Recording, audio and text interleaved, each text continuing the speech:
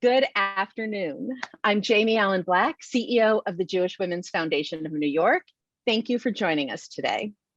Welcome back to our monthly Crown Jewel Conversation series, where we learn from and interact with our grantee partners. We call them Jewels, Jewish entrepreneurial women, executives, and leaders, women who lead organizations addressing today's most pressing issues around the world in and beyond the Jewish community. JWFNY is intergenerational. We have participants in their 20s through their 90s. We stand on the shoulders of the women who came before us. I would be remiss if I didn't take a moment to acknowledge that on this exact day in 1972, the first woman was ordained as a rabbi. Sally Jane Friesen did not set out to be a leader in the feminist Jewish world. She just followed her dream, which allowed other women to follow theirs. JWFNY has granted more than $6 million to over 300 programs that address intractable problems around the world. That nearly 25 years of experience in grant making has led to the work we're doing today, supporting visionary Jewish women, social entrepreneurs, and leaders. When you support JWFNY, you're supporting 30 organizations run by extraordinary women, one of whom you'll meet today. Sometimes our program is mistaken as leadership development or yet another training opportunity. But what we offer is so much more. What we do is leadership acknowledgement and advancement. We're introducing you to cutting-edge feminist leaders. And when we think of all the male CEOs slated to leave their positions in the next 3 to 5 years in both the Jewish and secular communities, these are the women who will take those seats.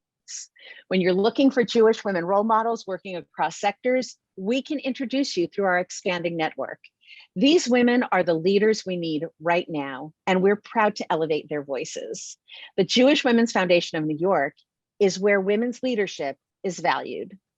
Our conversation today is with another groundbreaking rabbi, Rabbi Jill Jacobs, Executive Director of Teruah, the Rabbinic Call for Human Rights, an organization that trains rabbis and cantors to mobilize their communities and fight for a better world. Today, Jill will share with us the importance of intersectionality in social justice movements, forging partnerships across ideologies, and elevating women's expert voices. We offer these sessions to you at no cost, but if you find value in what we're doing, we hope you'll consider 2 donations today. One to Teruah directly so Jill can continue her invaluable work, and then please consider matching that donation with one to JWFNY. We are the only organization providing these visionary, innovative, entrepreneurial leaders with the platform to broaden and deepen their base of knowledge and support. We'll put all the links in the chat, and you'll also find them in your email tomorrow. Also, at the end of this session, we'll give you other ways you can support Teruah. During the session, if you have questions, please put them in the chat. We'll do our best to get to all of them. We've muted you all to avoid background noise, so the chat is the best way to make sure your message is seen. And now I am thrilled to introduce one of our most dedicated and dynamic board members, Stephanie Garry. Wow, thank you, Jamie. I have to live up to that now, so I will do my best to do so. Good afternoon to everyone. It's really an honor to be sitting around the Zoom room with all of you, and especially Rabbi Jill Jacobs.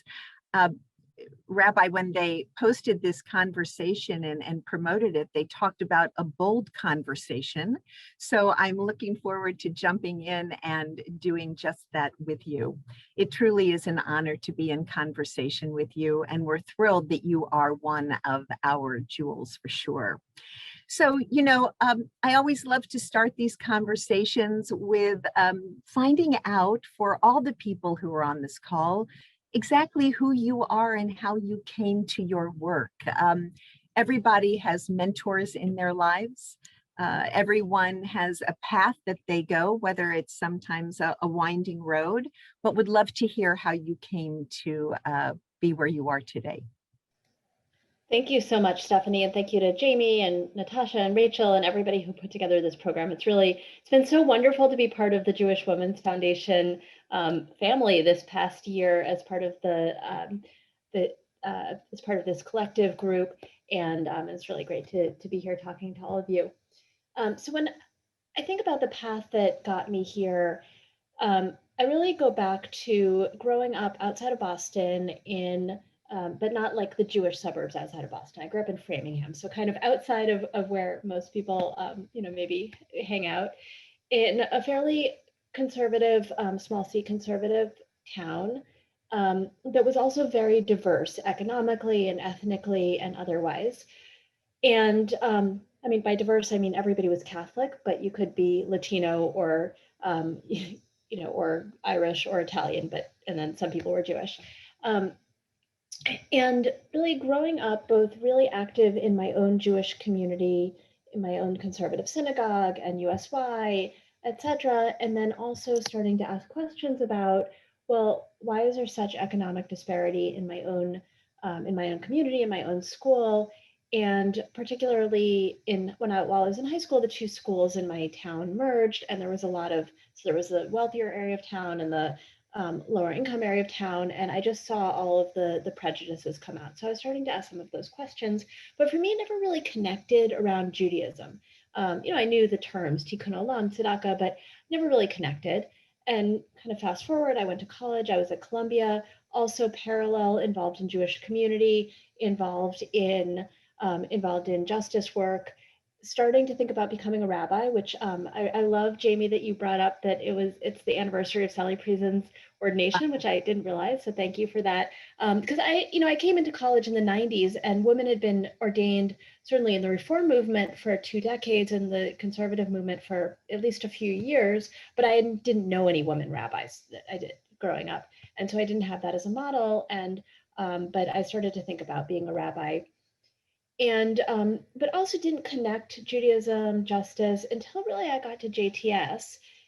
And I started JTS, and I looked at the building at the time. This is not true, thank God, anymore, but there was like this very imposing iron gate over the building, and it felt very blocked off from everything else. And I said, you know what, I've been in this neighborhood already because I've been at Columbia undergrad plus another year, and I have to figure out something about this neighborhood. I can't just be blocked off. And I ended up doing some volunteer work with a group in Harlem that was working on housing issues, some legal changes that were resulting in people getting evicted at the time, and started going back and forth between JTS and Harlem, which was like a 10-minute walk from the office of this organization to JTS, but it felt like two worlds. So I would be at JTS and people would say, do you feel safe going into Harlem?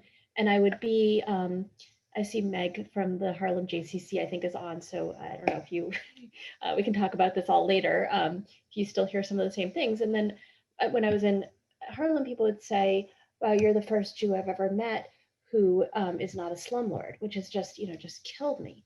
And I started saying that I have to figure out how to be a rabbi who does justice work, which there was not a model. In the late 90s, there was not a model for this. Now, thank God, there's lots of models.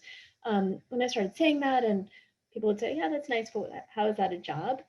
And I ended up getting really lucky. And after rabbinical school, I went to the Jewish Council on Urban Affairs in Chicago, and then to what was Jewish Funds for Justice in New York, and then finally to Trua.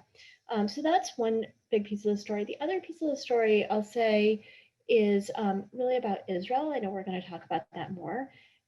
So I grew up with very much a lot of the same story that many folks have grown up with, of Israel can do no wrong, and if anybody is mad at Israel, it's because they're just anti-Semites, etc. I remember growing up during the first Intifada, being a kid and seeing it on TV and being told, oh, they're throwing rocks because they hate Jews.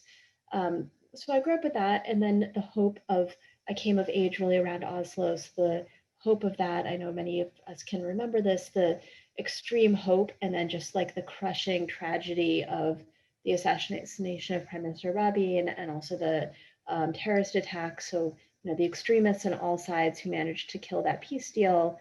And then I was in Israel in 2000, 2001 for my JTS year in Israel, and both was terrified for my own life because it was the second Intifada, and also was starting to learn about the situation for Palestinians and the closures in the West Bank and the ways in which occupation violated human rights every day, and came back and realized that I had to figure that out. And actually, while I was in rabbinical school with some friends, formed a group called Rabbinical Students for a Just Peace that, among other things, went to this big rally that happened on the Mall with signs saying that we wanted to support both Palestinians and Israelis. I'm thinking about this now as some rabbinical students have published a public letter kind of taking us back to that moment. And so just kind of like also fast forwarding through a lot of things, realizing I went to do only domestic work, realized ultimately that I needed to figure out Israel, spent a year at the Mandel Center, and then came to Trua, which is really the only organization in the Jewish social justice space that is equally devoted 50-50 to working on domestic issues and working on Israel, because we know that we're, as American and Canadian Jews, we live here, we have responsibilities to the countries where we live, and also as Jews and rabbis, we have responsibilities and connections and commitments to Israel. So that's in a couple of different tracks how I got to where I am. Yeah, and so Trua truly was a destination for you because it really blended what you were most passionate about. I have to say, I do believe that you probably found your roots in your USY work. I was involved in my youth group growing up as well, and I believe those are formative years that really set the path for us. So based on your passion for your Jewish learning and social justice, let's just talk a little bit about how you respond to the political situation in Israel. You know, it's always complicated. It's just become even more complicated as we're looking at this new government again. So talk about how you find the balance, how you pursue this balance, coming with the roots and the mission that you have with Trua. Sure. Well, I can talk a little about the new government and also just talk about the work that we do on Israel and the occupied territories. So maybe I'll start by saying where both Trua and I come to this work, we start with a human rights perspective. And starting with a human rights perspective means that we start with the assumption, belief, assertion that every single person in the region, all 14 million or so people who are living between the river and the sea, deserve basic human rights.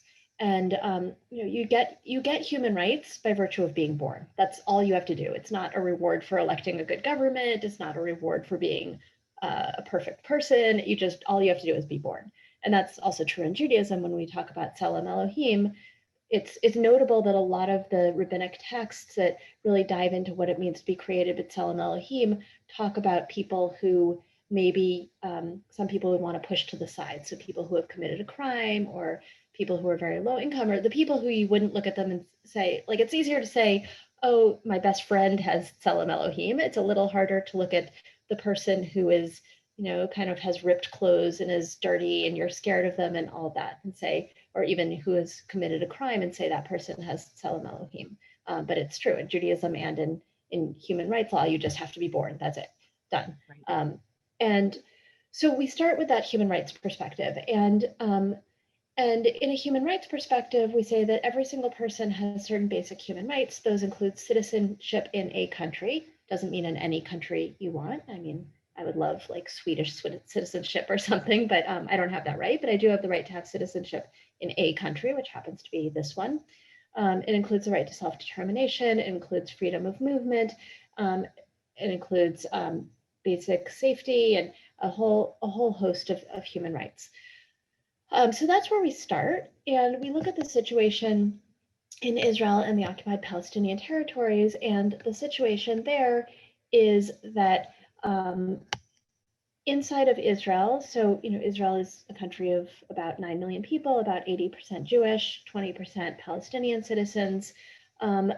The people who are citizens of Israel have certain basic human rights. There's obviously many inequalities that need to be worked on, but there's certain basic human rights.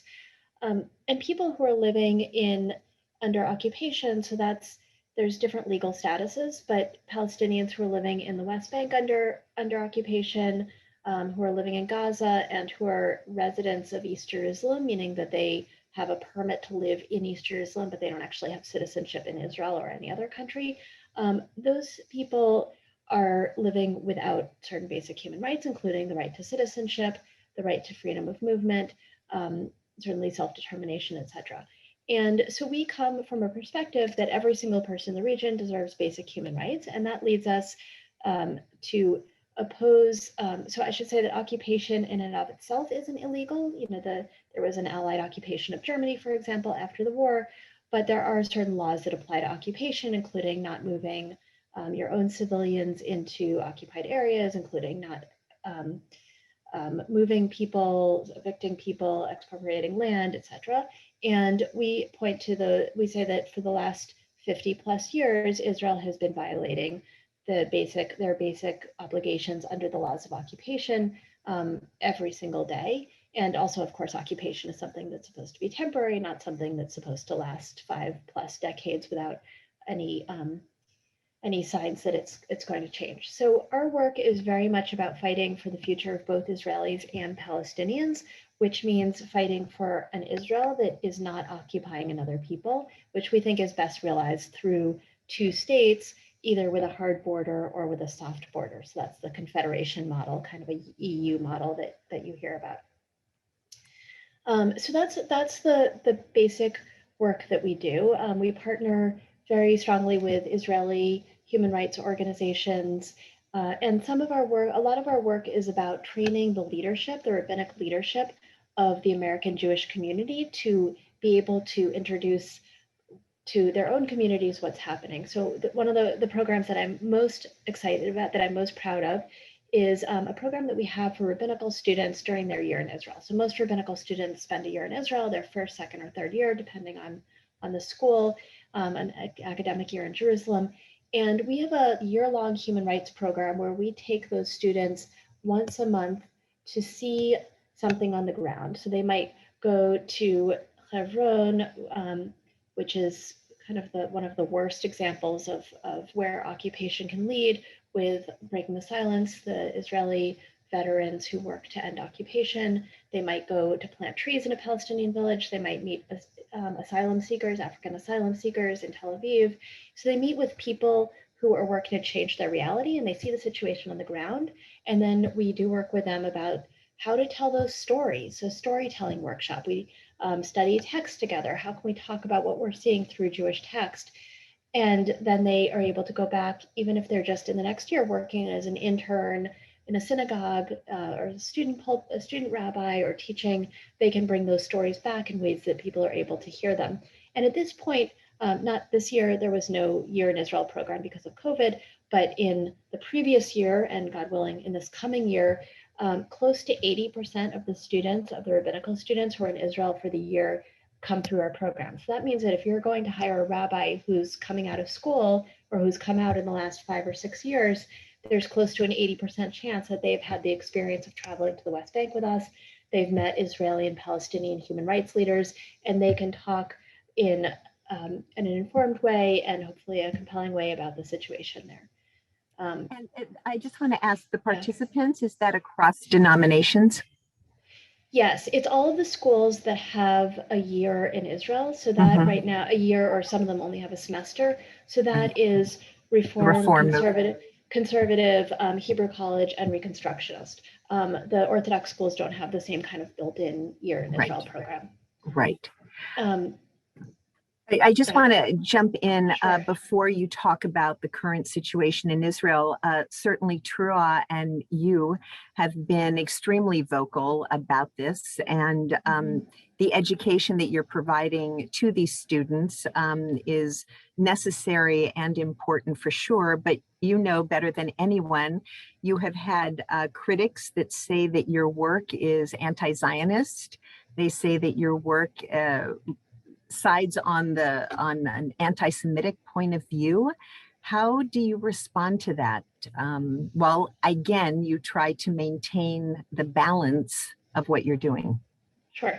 Well, first, let's talk about what Zionism, anti-Zionism is, because those are words that get thrown around in all sorts of different ways, and often without people having the same meaning, even if they're in the same conversation.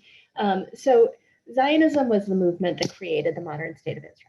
So if we step back, go back into the 19th century, late 19th, early 20th century, there were lots of debates among Jews and also not among Jews, about the future of the Jewish community. And this is also in the context of national rights and a minority rights movement, where it wasn't just that Jews were looking for national rights, but also we had Pan-Arabism, we had the beginnings of the Palestinian national movement, we had, you know, the Latvians, Lithuanians, right? Everybody's fighting for their national rights. So it's in that kind of stew. And the question on the table was, well, how are Jews going to achieve our rights? Are we, and this is also after most Jews had been more or less emancipated in most of Western Europe, though obviously it was kind of patchy what kinds of rights you had in different places. But it led to, but that didn't end anti-Semitism. Obviously, it actually created a new form of anti-Semitism that had to deal with the question of, well, what do we do with the Jews once they assimilate and we can't even tell who's who? Like, that's even scarier for anti-Semites.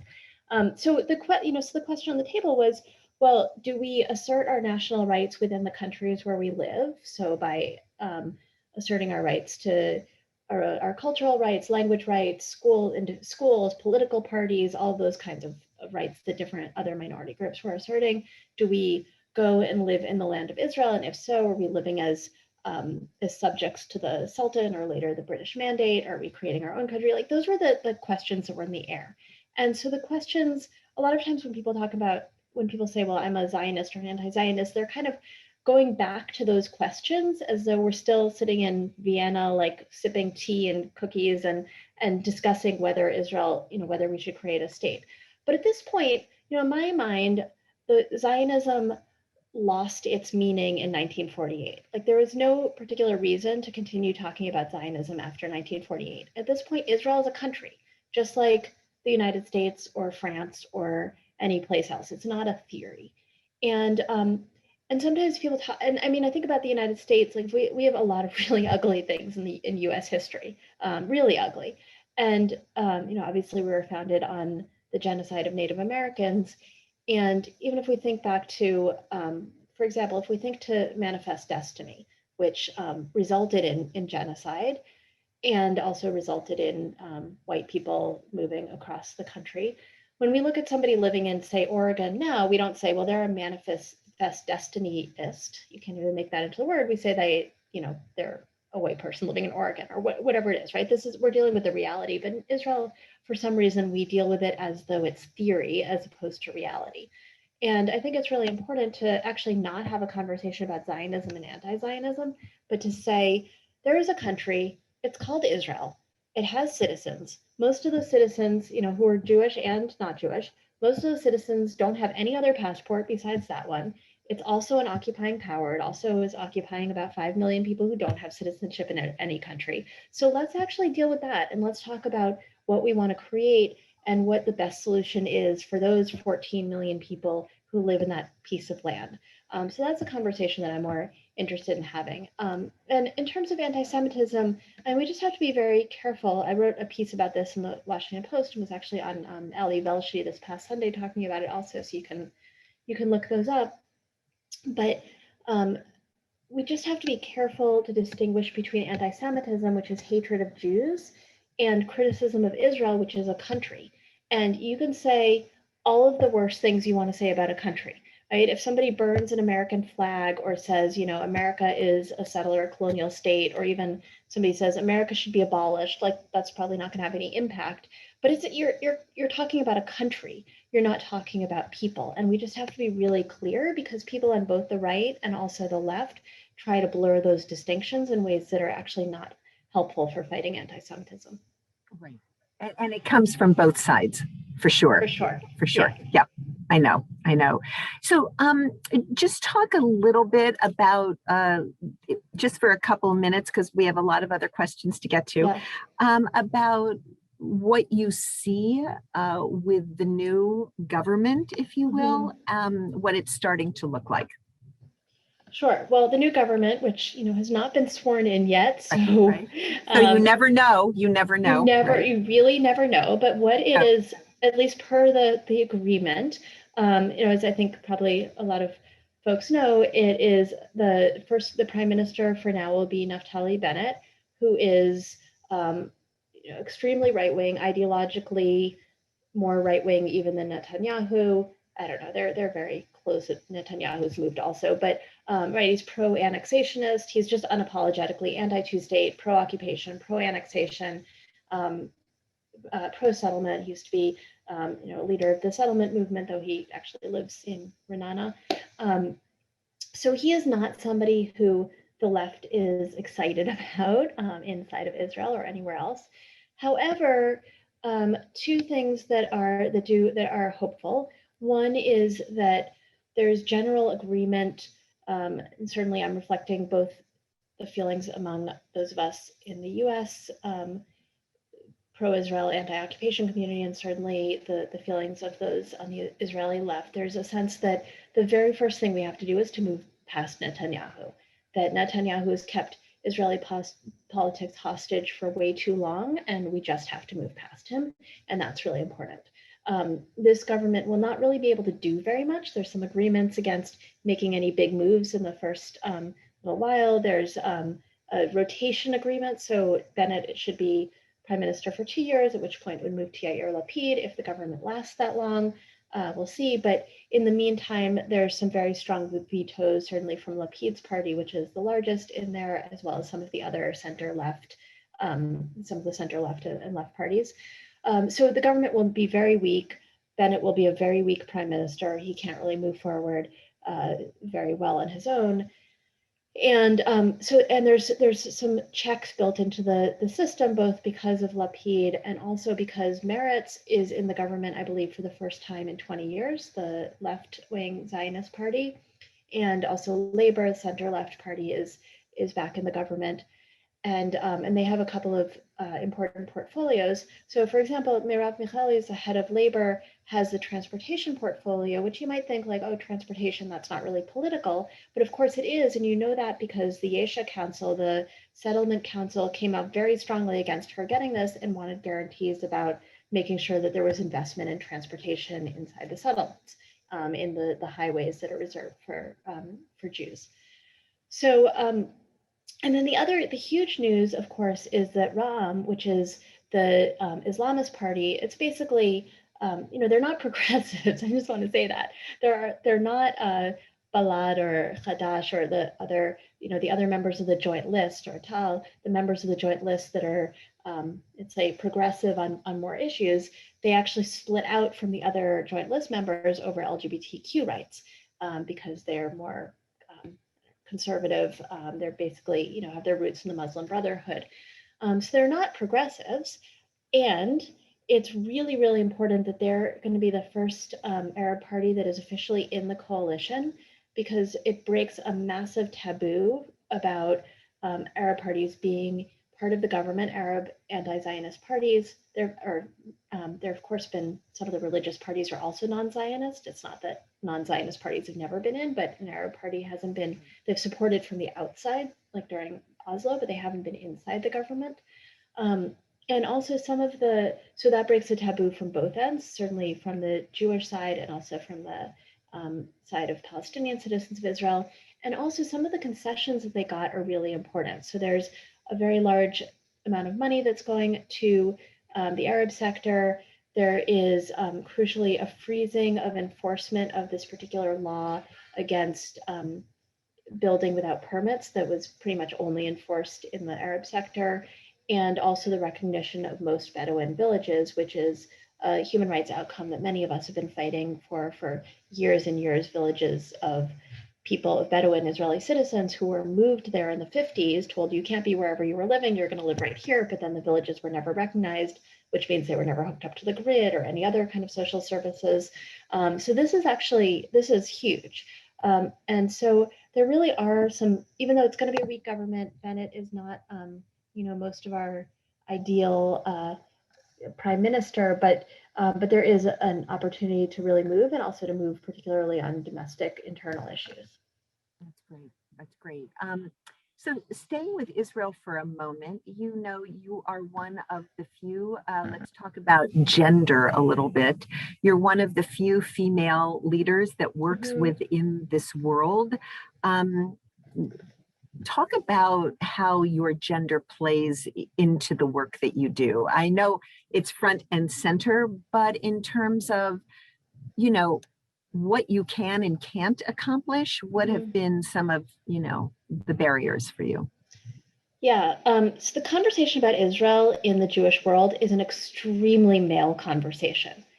And you notice this, I'm sure many people do this, but I certainly have a hobby whenever I'm reading like a New York Times article or really any other article in the Jewish media or secular media about Israel where they're quoting Jewish experts either in Israel or in the US. I always count, and almost maximum there will be one woman, and often not even that. And I mean, I've had conversations with, I remember one reporter in the Jewish world who wrote a piece about Israel in which he quoted, remember, 11 male experts. And he actually interviewed me for the piece, but my quote didn't make it in. And I called to yell at him. And he said, well, I'm so sorry, your quote got edited out. And I said, I don't care. Like, even if it had been 11 and 1, that's not okay. And he was like, well, I called one other woman and she didn't call me back. Right. So there's just, the world is very male. And my basic theory about it, and I'll also say that I see online, of course, online discourse is terrible, but I see online that there's a difference when I or other women talk about Israel than when we talk about something else.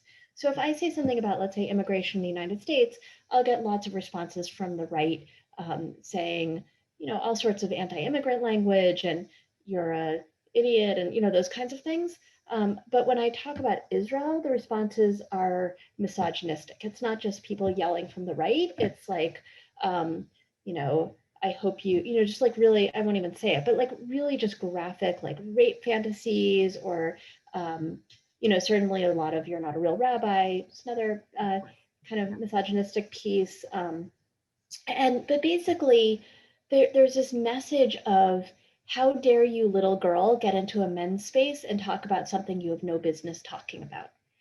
And yes, I see this note. Leah Solomon from Encounter is a good friend, right? She wrote this amazing, beautiful piece about the situation. Whoever wrote the headline wrote, an Israeli mom, blah, blah, blah, right? Even though, like, yes, she is a mom, but like she's a professional working in the field in the Israel field.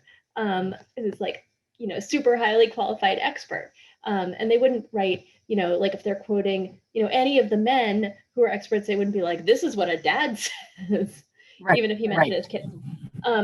So yeah, and my theory about this is that Israel is considered male, right? The language of muscular Judaism, if we go back to early Zionism, the sense of Israel is, the diaspora is the feminized Judaism, the powerless, all of that imagery, and Israel is the new Jew and the IDF and so strong and all of that.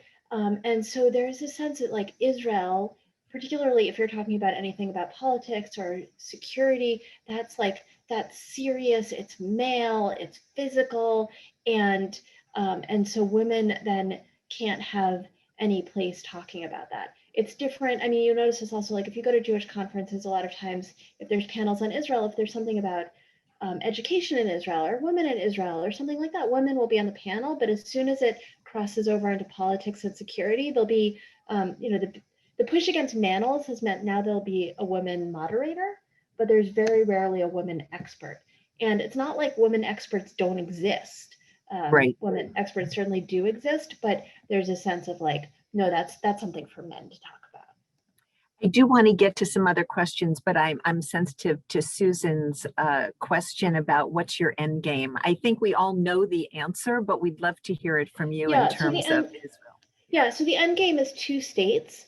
And I think that could either be with a hard border, so that's the, Israel can't, it's not Israel, like U.S. Canada, right? Hard border, you use a passport to get across, all of that. Or it's the Confederation, which is a soft border. It's the EU model, so where you could be like a French citizen living in Germany and working in Germany, but on your French passport, etc. So either of those models, but 2 sovereign states with people being able to have citizenship in one of them. Great. So let's move on to the Halt Solitary Act. There's so much to be said about that. So talk about the process and what you went through and where things stand now. I'm not sure everybody on our call knows about it, so if you could give a little history, that would be great. Sure. So TRA worked as part of a coalition for more than 7 years to pass a bill in New York State that would virtually end solitary confinement. I'll say more about the details of that. It was a coalition that was led by people who have experienced solitary themselves, so mostly Black men who have experienced solitary themselves, as well as religious groups and other groups. And we got into that work actually as an outgrowth of work that we've been doing since 2004 on torture. I'll say we, I wasn't actually here for this. I started in 2011, but one of TRA's first American campaigns was against state-sponsored torture under the Bush administration.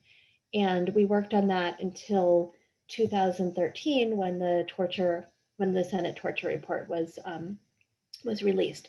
So at that point, many of our partners, we were one of the founders of the National Religious Campaign Against Torture, and that group and many of our partners started to look at torture inside of US prisons. So conditions inside of US prisons that constitute torture according to the international definition. And so the two main conditions are, one is shackling women during labor, which, you know, for any of us who have ever been in labor, you just think about that for a minute, and both, you know, why anybody would think that you would be able to move in that moment, but also why you would choose that moment to punish women physically. And so, the second one is long-term solitary confinement. So by international definition, solitary, which basically in the US means 23 hours a day inside of a little cell with 1 hour for exercise, which is still solitary, but it's usually in an outside pen that's attached to your cell. So according to the international definition, 15 days of solitary confinement constitutes torture. That's the point at which that exacerbates mental illness, and even people who didn't have mental illness going in are like, that's the point that it really can trigger mental illness. And so we worked on this bill for 7 years. It just passed this just a couple of months ago, and it ends solitary of more than 15 days. So it ends solitary that would qualify as torture, and it ends solitary for vulnerable populations, including pregnant people, including people with mental illness, juveniles, people over 55, and people with disabilities. So it's going to save lives. I mean, if we think about the horrible story of Khalif Browder, if we remember that, the boy who was arrested for stealing, I think, a backpack, even though he didn't steal a backpack, and he was in Rikers for years, pre-trial, and including in solitary, and ultimately committed suicide. That is not, unfortunately, a story that is unusual for people who have been in solitary confinement. So this is something that's going to absolutely save lives. And we actually, in the meantime, it took us 7 years, not because we didn't have the votes, but because the governor wasn't interested in putting it up for a vote. And in the meantime, we also our rabbis in New Jersey worked on passing a bill in New Jersey that was based on HALT, but actually passed first. It passed a couple of years ago. And now New York State has also passed this bill. So our work now, still with this coalition, is to work on making sure that it's enforced.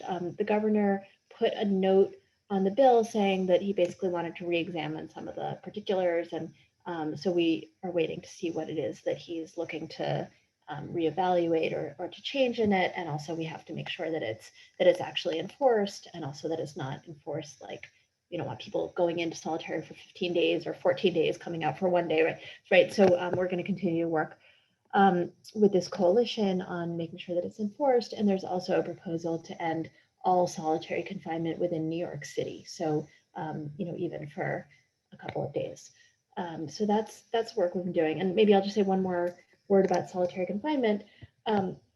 Besides being torture, solitary is something that is imposed without any kind of trial. So whereas you have to have a trial and a judge and all of that to go to prison or take a plea bargain or something like that, just a prison guard can just put you in solitary. And the New York the NYCLU did a study a few years ago of why people go to solitary in New York State, because you kind of think like, oh, it's the worst of the worst, it's the people who are violent.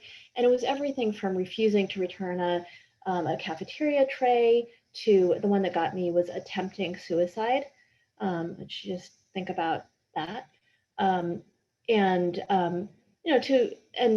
also something that we've learned is that because solitary both is often a punishment for people who actually have mental illness and also exacerbates mental illness, you find that it doesn't contribute to anybody's safety, including the guards. So it's really a win-win for everybody to end it. Yeah, and I'm really happy that you shared that this has been going on for years, that you've been on this path for years, to let people know that this does not happen overnight. This is day in and day out and calls. And so thank you. And I'm thrilled that there's been movement in this area. You've talked about the importance of intersectionality in social justice movements. I'd like it if you talk about that a little bit, explain what that means, and really how that speaks to you in the work that you do. Sure. So intersectionality means a few different things. It's a term that's been thrown around a lot and often criticized a lot. But it was introduced by a law professor, I think she's a law professor named Kimberly Crenshaw. And the basic idea originally of intersectionality is that people, guess what, can have multiple identities. And some of the overlap between those identities results in prejudices that aren't evident, that aren't part of one or the other. So for example, just an example that we're all familiar with, there's particular stereotypes about Jewish women that are not stereotypes about Jewish men and are not stereotypes about women in general. And I think the famous example from her original article is if you have a particular workplace and Black women are getting fired, but not Black men and not white women, you can't say, well, okay, that's not racism because the Black men are doing fine, and it's not sexism because the white women are doing fine. Or like there's specific, you can say that there's a specific prejudice that comes up in the intersection. So that's the original idea of intersectionality. In justice movements, it's been expanded to say that we're not going to put aside certain oppressions. So in particular, the Black Lives Matter movement, when it started, was led by queer Black women. And that's really important because when we think back to, let's say, the civil rights movement, there, of course, are women who are very famous for leading, and a lot of women who are behind the scenes organizing. And a lot of the people, the most famous figures from that movement are men. And this group of queer Black women said, we're not going to put anything aside. We're not going to say, well, we'll excuse your sexism because we're working on racism right now, or we'll excuse your homophobia because we're working on racism right now, which is something that happens sometimes in even progressive movements. It's like, well, this is a movement about anti-racism, so it doesn't matter that there's some sexist men involved, or like this is a movement about this is a movement about women's rights. So, but we're going to allow in homophobia because we're just working on women's rights. So it was an assertion that was not going to be okay. And I would say that in some parts of the progressive world, it certainly has expanded to mean something like we're going to work on everything, like everything is connected and we're going to work on everything, which is, in some parts of the left, there is that sense of like, if you do a real analysis, you find out that there are these massive systems, of course, whether it's capitalism, whether it's US interference in other countries, whether it's like all sorts of systems that are parallel in different places. And so there's just really different interpretations of it. I would say that sometimes on the right, intersectionality as a thing gets attacked when what people really want to say is, we don't like how you're working on Israel and Palestine. We don't like your Israel-Palestine politics. But instead of saying that, they're like, intersectionality is bad, without maybe taking a step back to figure out what it actually means. Right. And I think sometimes, to your point, that people get confused, because there's a lot of new language that's being used out there. But to what you were saying, let's talk about partnerships a bit. We know, certainly in the Jewish community, how important partnerships are. We rely on our partnerships. Tell us how partnerships have really worked for you in your work and how you look at them now even more so as you move forward in your work. Sure. Well, everything we do in partnership. And in our domestic work, we're always in partnerships where in coalitions that are led by the people who are most affected by the issue. And that does mean that hard things come up. And differences, also cultural differences come up, and differences in expectations. There's a lot that comes up. And before I even get to Israel, Palestine, because that's what everybody always wants to talk about, I'll say that, well, first I'll say that most of the time we're working in coalitions that are working on an issue. So whether it's solitary confinement, whether it's the rights of agricultural workers, we're working on an issue. And coalitions are successful when we can focus on that issue and not be derailed by the things that we might not agree on. And you know, there's different spaces on the left, but most of the spaces where we work, it's spaces where people are really focused on achieving a thing and understand that you have to make broad partnerships. My favorite example is that we worked on an amicus brief a number of years ago about solitary confinement with U.S. Conference of Bishops. And there was a lot we disagree with U.S. Conference of Bishops about. And we talked about it. I mean, we just acknowledged the fact that we are never going to be on the same page when it comes to reproductive rights, when it comes to LGBTQ issues. And they knew that, we knew that. And I don't think that we should just sweep it aside and pretend that it doesn't exist and just not talk about it. We talked about it, but ultimately we worked together on solitary confinement because that's what we can work on. And that's the same in other kinds of coalitions where we might be able to work on fighting police violence or working for workers' rights, and we don't have to work on the other things. The thing that comes up, so we do talk about certainly anti-Semitism in Israel. So I would say the most common dynamic that comes up, because people don't really understand anti-Semitism, or in some cases don't really know a lot of Jews, the thing that most often comes up is usually around money.